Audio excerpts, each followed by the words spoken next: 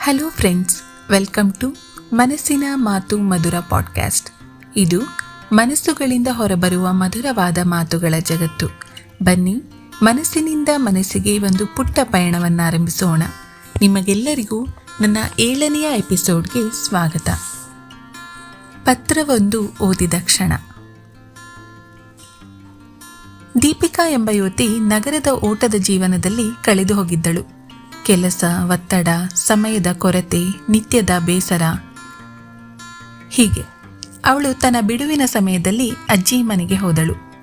ಅಲ್ಲಿ ಹಾಗೆ ಕ್ಲೀನಿಂಗ್ ಮಾಡುವಾಗ ಒಂದು ಹಳೆ ಪೆಟ್ಟಿಗೆ ಅವಳ ಕಣ್ಣಿಗೆ ಬಿತ್ತು.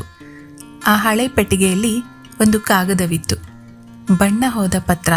ಆದರೆ ಅದರ ಅಕ್ಷರಗಳು ನನ್ನ ಬದುಕಿನ ಬಣ್ಣವನ್ನೇ ಬದಲಾಯಿಸಿ ಬಿಟ್ಟವು. ಅದರಲ್ಲಿ ಬರೆಯಲಾಗಿತ್ತು, ನನ್ನ ಪ್ರೀತಿಯ ದೀಪಿಕಾಳಿಗೆ. ಅಚ್ಚರಿ ಏನೆಂದರೆ ಅದು ನನ್ನ ಹೆಸರು. ಆದರೆ ಯಾರು ಇದನ್ನು ಬರೆದದ್ದು ಎಂದು ಗೊತ್ತಿರಲಿಲ್ಲ.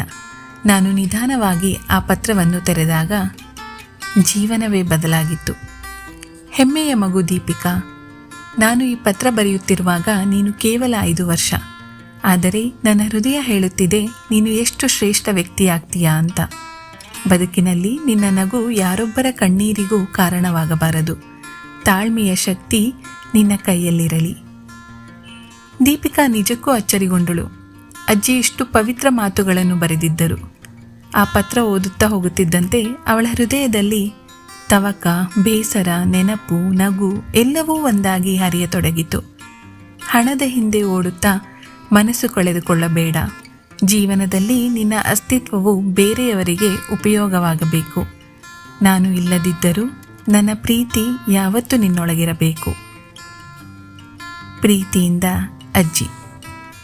ಈ ಪತ್ರ ಓದಿದ ದಿನದಿಂದಲೇ ದೀಪಿಕಾ ತೀರ್ಮಾನ ಮಾಡುತ್ತಾಳೆ, ಈ ಉದ್ಯೋಗ ನನ್ನದಲ್ಲ.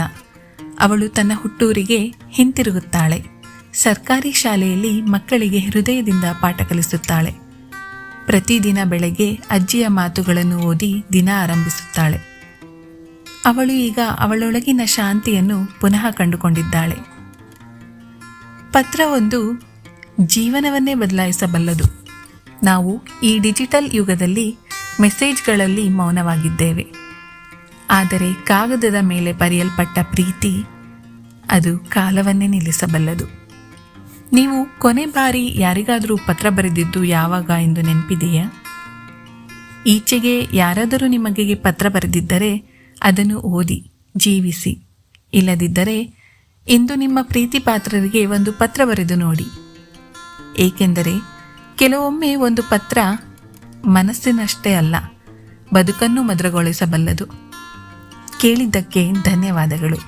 ಇದು ನಿಮ್ಮ ಮನಸ್ಸಿನ ಮಾತು ಮಧುರ. ಮುಂದಿನ ಎಪಿಸೋಡ್ನಲ್ಲಿ ಮತ್ತೆ ಭೇಟಿಯಾಗೋಣ.